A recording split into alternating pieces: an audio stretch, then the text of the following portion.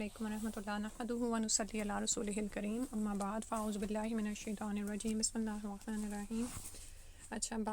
اس باب کی ہم نے 117 118 حدیث ابھی پڑھی، اب 119 حدیث بھی پڑھ لیتے ہیں جو اس باب کی الثالث و تیسری حدیث ہے۔ انہو ابو ذر رضی اللہ عنہ ہی سے روایت ہے، قولا انہوں نے فرمایا، قال نبی صلی اللہ علیہ وسلم، نبی صلی اللہ علیہ وسلم نے فرمایا، اوردت علیہ اعمال امتی محسنھا وسیئھا، مجھ پر میری امت کے اچھے اور برے اعمال پیش کیے گئے۔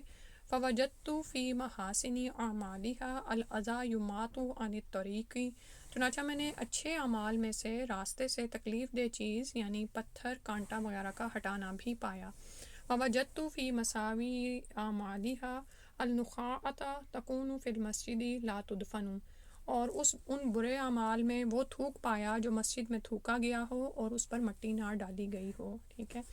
تو جیسے ابھی ہم پہلے حدیث میں یہ پڑھ رہے تھے کہ انسان اور کچھ نہ کر سکے تو دوسرے کو اپنے فتنے سے محفوظ رکھے۔ ٹھیک ہے،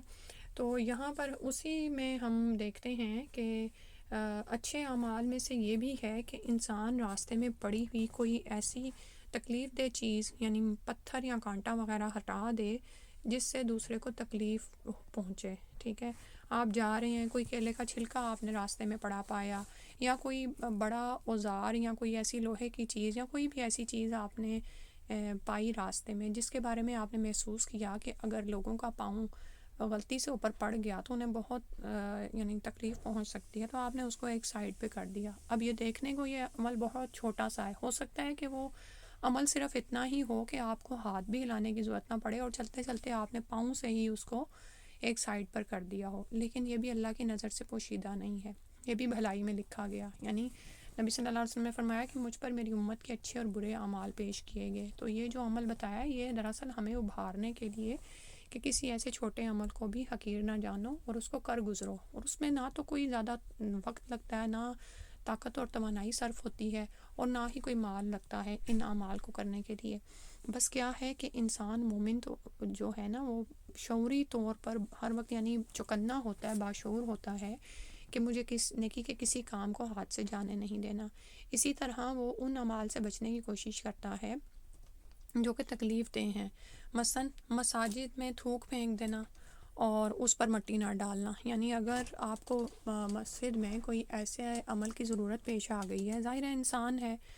فطرت میں سے ہے، ہمارے جسم سے کچھ ایسے مواد نکلتے ہیں، تو اگر غلطی سے کچھ ایسا ہو گیا ہے، کوئی آپ کا جیسے ہم خواتین سم ٹائمز ہمارے بال گرتے ہیں،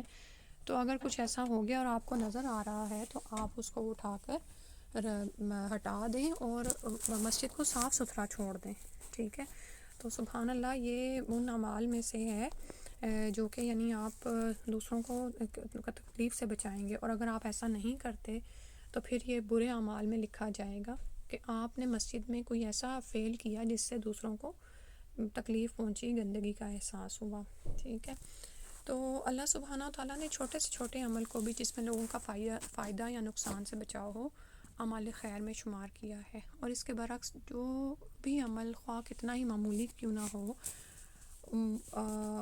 اور لیکن وہ لوگوں کو تکلیف دینے والا ہو تو اسے شر میں شمار کیا ہے۔ تو اس سے یہ پتہ چلتا ہے کہ انسان کو ہمیشہ بھلے کام کرنا چاہیے تاکہ اسے اللہ کی رضامندی حاصل ہو، اور برے کاموں سے اجتناب ضروری ہے تاکہ وہ اللہ کے غضب اور عتاب سے محفوظ رہے۔